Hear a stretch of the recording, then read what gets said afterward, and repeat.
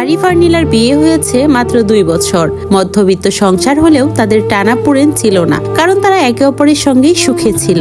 নীলা একটু বেশি অভিমানী ছিল, আর আরিফ ছিল তার শান্ত সমুদ্র। হঠাৎ করেই নীলার মস্তিষ্কে একটি জটিল টিউমার ধরা পড়ে। অপারেশন করতে হবে, প্রচুর টাকা লাগবে।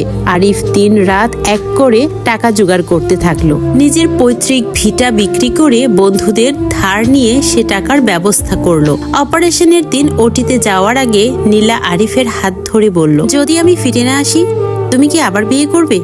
আরিফ ম্লান হেসে বলল, পাগলি, আগে সুস্থ হয়ে ফেরো, তারপর ওসব নিয়ে ঝগড়া করা যাবে। অপারেশন সফল হলো, কিন্তু ডাক্তার জানালেন নীলা তার চোখের দৃষ্টি হারিয়েছে। নীলা যখন জানতে পারলো সে আর কোনোদিন আরিফের মুখ দেখতে পাবে না, সে কান্নায় ভেঙে পড়ল। সে নিজেকে বোঝা মনে করতে লাগলো, কিন্তু আরিফ তাকে এক মুহূর্তের জন্যও একা ছাড়লো না। নীলার চোখ হয়ে সে পুরো পৃথিবী দেখাতো। 3 বছর পর আরিফ এক দুর্ঘটনায় মারা যায়। কান্নায় ভেঙে পড়া নীলার হাতে তার এক বন্ধু একটি খাম তুলে দিল। তাতে আরিফের লেখা শেষ একটা চিঠি ছিল।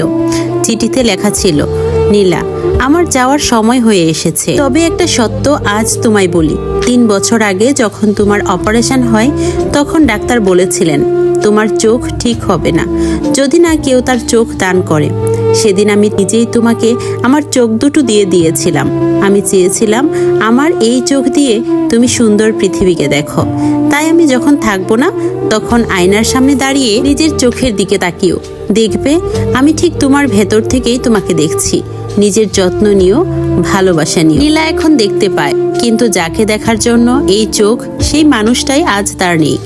সে শুধু অনুভব করতে পারে তার প্রতিটি পলকে আরিফ বেঁচে আছে।